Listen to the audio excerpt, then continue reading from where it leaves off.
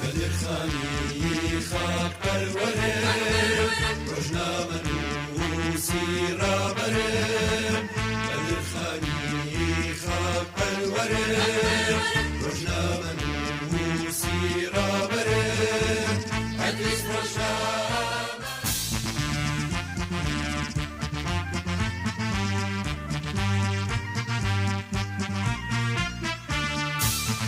بەداخەوە ئێستا هاوڵاتیان خودی خۆشیان بای ئەوەندەی بە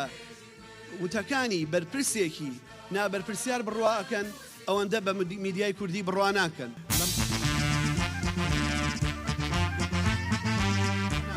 لەم کۆڕبەندیە نیشتیمانیەی کە بۆ ریفۆرمی میدیایی وەک پرۆژە و دەستپێشخەریەک لەلایەن ڕێکخراوی چاودێری میدیایی کوردیەوە لە پێناو سەرپێخستنی ریفۆرمی میدیایی کوردستان خرایە ڕوو. هەمیشە قسەکردن لەسەر ریفۆرم و چاکسازی میدیا بۆتە پرسێکی گرنگ و جێبایە. هەڵبەت میدیای کوردی کە 123 ساڵەم و پێش سەرەتاکانی لە تاراوگە و بەدرکردنی ڕۆژنامەی کوردستان دەستی پێکرد لەسەر دەستی یەکەم سەرنووسەری کە مێقداد میدحەت بەدرخان بوو بەردی بناکەی پیشەسازیەکی خۆرئاوایی دانا کە ئێستاشی لەگەڵدا بێ هێشتا ژینگەی یاسایی و پیشەیی ئەو پیشەسازیە لە نێو کولتوری خۆرەڵاتی هەرێمی کوردستانی بندەستی عێراقدا بە تەواوی نەخەمڵیوە و نەچەسپیوە. پیشەسازیەک کە پشت بە بازاری ئازاد و ئازادی بیر و ڕادربڕین و ڕۆژنامەگەری و کێبرکەی چونیەکی پیشەیی بەرمێنان و بەکارهێنان ببەستێ تەنانەت ئەزمموی 30 ساڵەی پەرلەمانی و دادوەری و حکومی هەرێمی کوردستانیش لێی بێبەش و بێخەم بووە. وەکو کلیلێک بۆ ڕەنگە بۆ ئەم بابەتە ڕەنگە بۆ ئەم پانەرە و بۆ مناقشە و ڕەنگە بۆ کۆی ئەو نیقاشەتەرەی ئێستا لەسەر میدیا لە کوردستان دەکرێت بربەستەکانی و کێشەکانی و ئەوەی کە هەندێک جار خۆشمان ئەبین بە بەڵا لە جیاتیەوەی یارمەتیدەری چارەسەرکردنەکان بین. بێگومان ئێمە قسە لەسەر ریفۆرمی میدیاییەکەین. ریفۆرم میدیاییش ناوەکەی بەخۆیەتی واتە ئێمە قسە لەسەر شۆڕشێک ناکەین لە کایی میدیادا. بۆیە ریفۆرمی میدیایی ئەبێ هەم لە ئەدەواتەکانی ئیشکردن بۆ چارەسەری کێشەکانی میدیا و هەم لە شێوەی ئیشکردنەکە و هەم لەو نەتایجانەی کە وەی دەگین لە ریفۆرما یعنی یەکمان نابداتەوە لەژێر یەک چەترا کۆ بێتەوە کە ریفۆرمی میدیایە واتە کەس تەوقع نەکات دوای ئەو ریفۆرمێکی میدیایی کە کەناڵێک دەستگایەک یان ڕوتێک لە میدیای سیاسی لە کوردستان ئەیکا نەتیجەیەکمان دەست کرد کە عاتە شۆڕشەکان ئەم نەتیجەیان دەستەکەوە.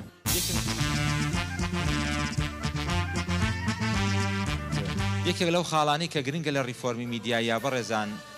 بابەتی ئەوەیە ئەو جەدەلەیە کە ئێمە ریفۆرم لە میدیایە بکەین و لە ڕێی میدیاوە بتوانین سەر لە نوێ ریفۆرم لە بواری سیاسی و ئابووری و فەرهەنگی و ئەوانەی تریشا بکەین کە ئەمە یەکێکە لە بۆچوونەکان کە میدیا بە حکمی کاریگەریبوونی و بە حکمی ئەوە ئەتوانێت چوارچێوەی جیاواز بۆ کۆمەڵگە دیاری بکە ئەتوانێت ئەم ریفۆرمە بکە. لە مقابلی ئەمە شابە ڕێزان دیدگایەکی تریش هەیە تیۆرێکی تریش هەیە کە پێی وایە نەخێر هەتا ئەو کاتەی کە بارودۆخی سیاسی ئاڵۆزە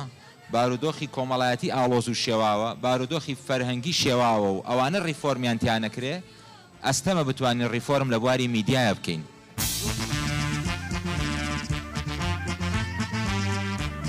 زۆر جار گوتاری میدیاییمان لە ڕەهەندە حیزبیەکەیەوە تەنانەت ئێستا حیزبی میدیای کەسیش کە پیا بووە هەڕەشە بۆ قەواری دەستوری هەرێم دروست دەکات.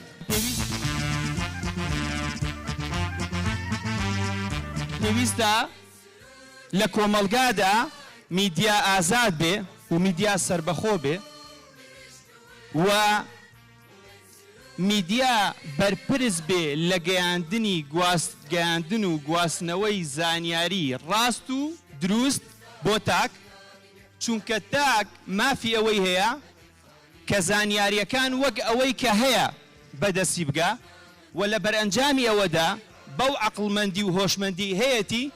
بڕیار لەسەر شکڵگرتنی چوارچێوەی سیاسی خۆی یان بیرروباوەڕی سیاسی خۆی بکات. ئێستا دادگا بە ڕێزەکان کاتێک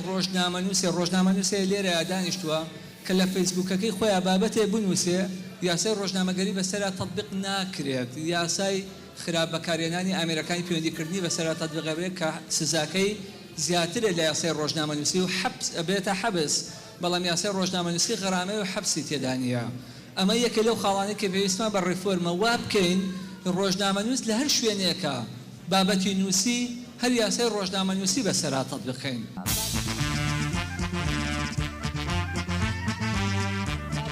میدیا ڕەبتەکەمەوە بە پرسە جەندەریەکانەوە و لە ناوی شیانە بابەتی کوشتنی ژنان کە هەمومان بەش بە حاڵی خۆمان ئاگادارین کە ماوەیەکە ڕێژەی کوشتنی ژنان و ئەوەی ڕووماڵەکرێ لە کەناڵەکانی ڕاگەاندن و لە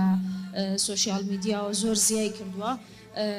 هەنێکی ئەگەڕێتەوە بۆ ئەو گۆڕانکاریانەی کە بەسەر کۆمەلگاتوە هەندێکی شێگەڕێتەوە بۆ شێوازی ڕووماڵکردنی بابەتەکە کە ڕەنگە خۆی لە خۆیان ببێتە هۆکارێک بۆ زیادبوونی ڕێژەی تاوانەکانی کوشتنی ژنان لە کۆمەلگایە.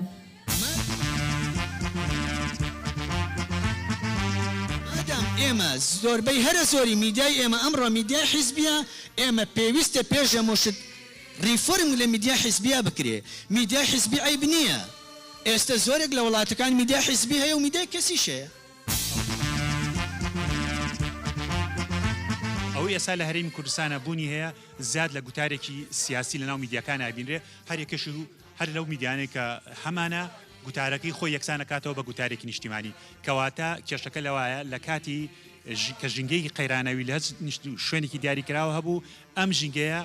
یعنی ڕنگانەوەی بەسەر کاری میدیاوە.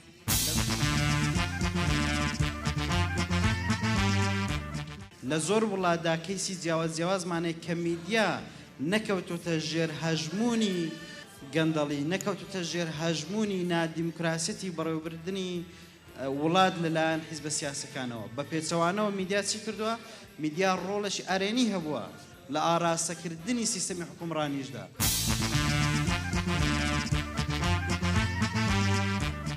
سەحافیەکی متخصصمان دەست ناکەوێ یعنی لەگەڵ ڕێزمە با بڵێم سەحافیەکی کاڵمان دەسەکەوێ ئەم سەحافیە کاڵی کە هەیە کە ناتوانێت تێبگا لە بوارەکەی خۆی و ڕۆڵی نابێت لە پرۆسی ریفۆرمکردنا بە تایبەتی لەو گفتوگویی کە ئەشێ بگوزەرە لە نێوانی خاوەنداری میدیا و هەروەها ڕۆژنامەوانە. هەموو دەزانین لە شەری قاعیدا و لە شەری داعشدا ئەو دوولایەنە تیرۆریستیە بە باشترین شێوە میدیای دیجیتالی و تەکنۆلۆژیای میدیایان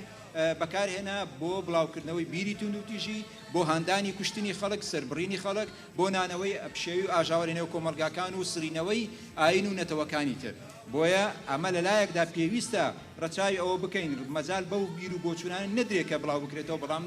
لە هەمان کاتیشدا پێویستە جیاکاری بکرێتەوەی و ئەوە نەبێتە لەمپەرێک و دروستکردنی مەترسی بۆ سەر ڕۆژنامەنووس کە نەتوانێت بابەتێک بە دوواداچوونێک ریپۆرتێکی بنکۆڵکاری لە بوارێک لە بوارەکان کەیسێک لە کەیسەکانی گەندەڵی یا هەر بوارێکی تردا با سندیکای ڕۆژنامەنووسانی کوردستان مراجعەیەکی قوڵی ئالیەت و میکانیزمی ئیشکردنی خۆی بکاتەوە ئەو کاتە وەک سندیکای فەڕەنسا و تورکیا و ئەڵمانیا ئەکرێت ریفۆرمەکە وەرگرێت سندیکای ڕۆژنامەنووسان بێ بە ئەو مەرجعی کە خۆی ئەتوانێت ریفۆرم بکات.